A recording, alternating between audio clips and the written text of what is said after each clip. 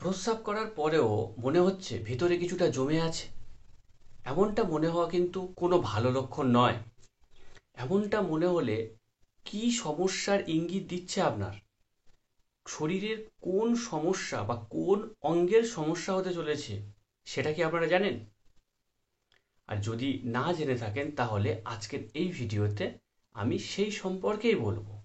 কারণ প্রস্রাব হয়ে যাওয়ার পরে আবার কেন মনে হবে যে ভিতরে কিছুটা জমে আছে, আবার একবার প্রস্রাব করলে ভালো হয়, এটা মনে হওয়া একদমই ভালো লক্ষণ নয়। কিডনি শরীরের অত্যন্ত গুরুত্বপূর্ণ অঙ্গ। আর এই কিডনিতে যদি সমস্যা হয় তাহলে শরীরের মধ্যেকার যে বজ্র পদার্থ আছে, যেগুলো তরল রূপে মূত্রের মাধ্যমে বাইরে বেরিয়ে যায়, সেই সমস্ত পদার্থগুলো শরীর থেকে বেরোতে সমস্যা হয়। এই কারণে কিডনির যদি একবার সমস্যা হয়ে যায় তাহলে কিন্তু আমাদের বেঁচে থাকা খুব কঠিন হয়ে যায়, মৃত্যু পর্যন্ত হতে পারে, প্রাণহানির ভয় থাকে। এত গুরুত্বপূর্ণ অঙ্গ কিডনি হওয়া সত্ত্বেও সমস্যাটা কি হয় বলুন তো? আমরা এই কিডনির সমস্যা সঙ্গে সঙ্গে বুঝতে পারি না, আর যখন বুঝতে পারি তখন অনেকটা দেরি হয়ে যায়, আর সে সময় আর তেমন করার কিছু থাকে না। তাই কিডনির সমস্যা যে আপনার হতে চলেছে সেই শুরুতে শুরুতে কিভাবে বুঝবেন, কি কি লক্ষণ দেখে বুঝবেন, সেটা এই ভিডিও থেকে জেনে নিন। কিডনির সমস্যা বোঝার উপায় আছে, তার জন্য কোনো টেস্ট করতে হবে না। আপনি নিজে নিজেই নিজের শরীরের মধ্যে কিডনির কোনো সমস্যা হচ্ছে নাকি হচ্ছে না সেটা সম্পর্কে বুঝতে পারবেন। আর কিভাবে?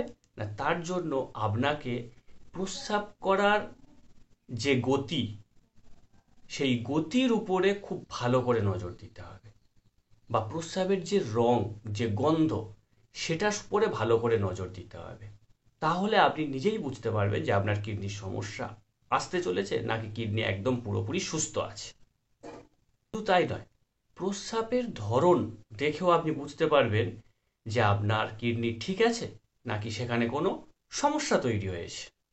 বন্ধুরা, তাহলে এবার জেনে নেওয়া যাক প্রস্রাবের কি কি সমস্যা হলে আপনি বুঝতে পারবেন যে আপনার কিডনির সমস্যা আসতে চলেছে, সেই সূত্রে আপনি দ্রুত সাবধানতা অবলম্বন করতে পারবেন।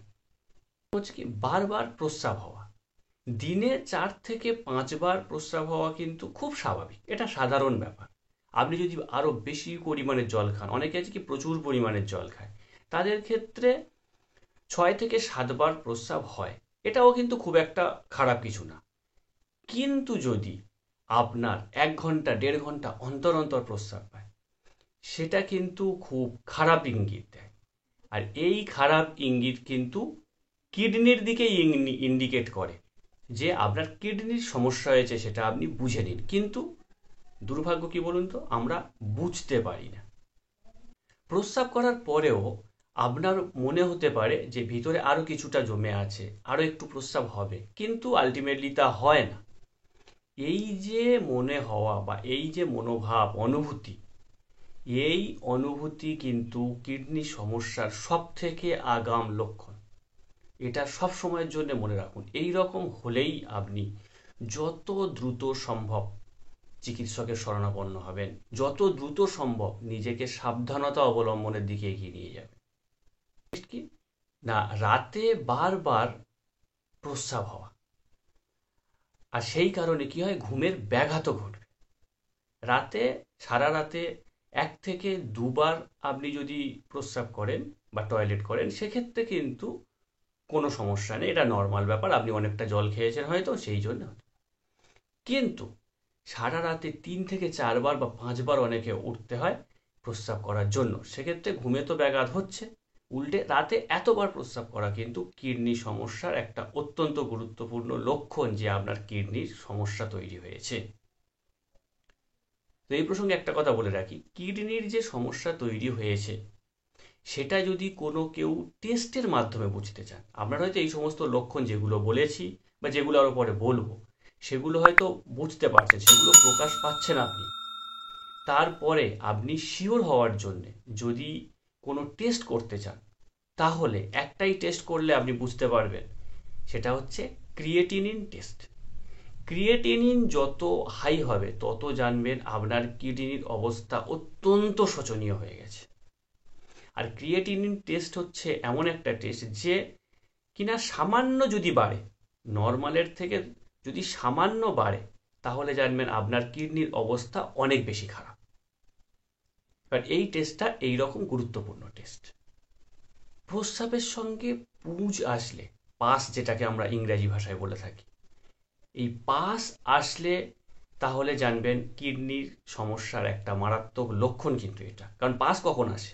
আমরা জানি কোনো জায়গায় যদি ক্ষত হয় বা ঘা হয়, সেই ঘা থেকে আস্তে আস্তে আস্তে আস্তে আমাদের যে সেল আছে, সেলগুলো নষ্ট হওয়ার পরে সেগুলো পচে একটা পুঁজ বা পাসের আকার নেয়, তারপরে সেটা শরীর থেকে বেরিয়ে আসে। তার মানে বুঝতেই পারছেন কিডনির মধ্যে কোনো না কোনো ইনফেকশন হয়ে আছে, আর সেই জন্যেই এই পাসটা আসছে। তাই পাস আসা কিন্তু বা পুঁজ আসা কিন্তু কিডনির সমস্যার অত্যন্ত গুরুতর একটা লক্ষণ।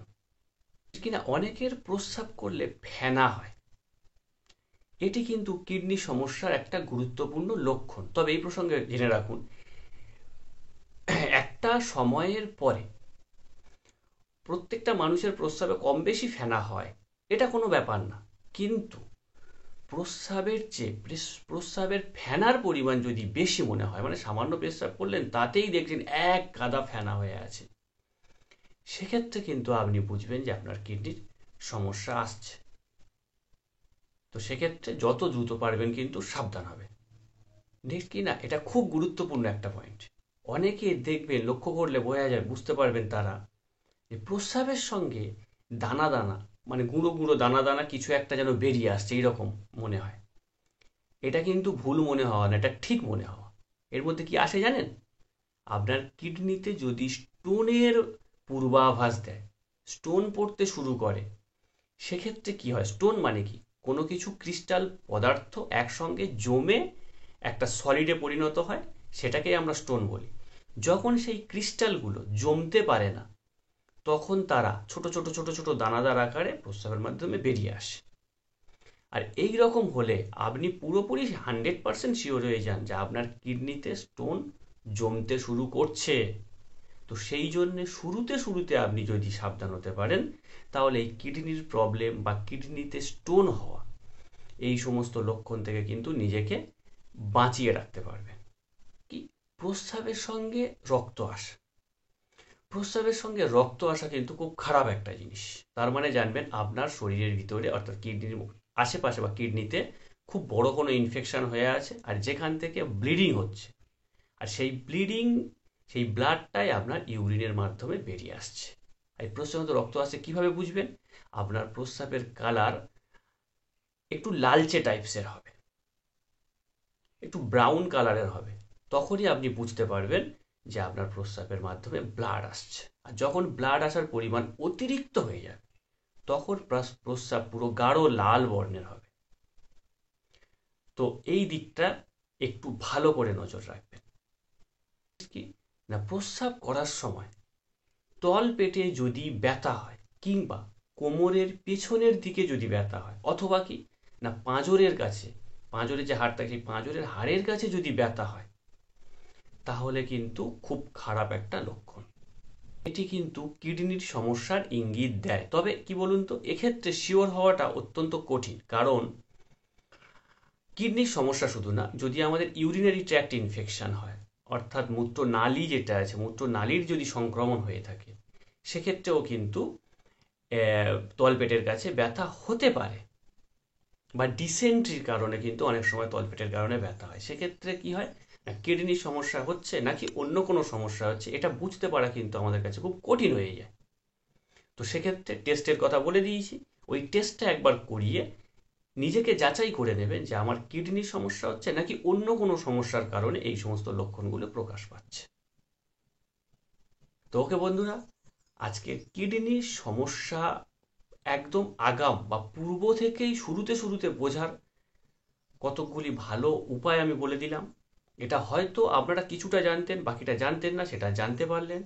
তো সেই জন্য ভিডিওটা যদি ভালো লেগে থাকে, তাহলে অবশ্যই একটা লাইক করবেন এবং চ্যানেলটি সাবস্ক্রাইব করে রাখবেন, যাতে এই রকম ভিডিও নোটিফিকেশান আপনার কাছে সব থেকে আগে পৌঁছে যায়। আজকের মতো এই পর্যন্ত। আবার দেখা হবে নেক্সট কোনো একটা নতুন হেলথফুল টপিক নিয়ে। আপনাদের যদি কোনো বিষয় নিয়ে জানার থাকে তাহলে অবশ্যই কমেন্ট বক্সে কমেন্ট করবেন। আমি চেষ্টা করব সেই রিলেটেড ভিডিও আনার। সবাই ভালো থাকবেন, সুস্থ থাকবেন, নিজেকে সুস্থ রাখবেন।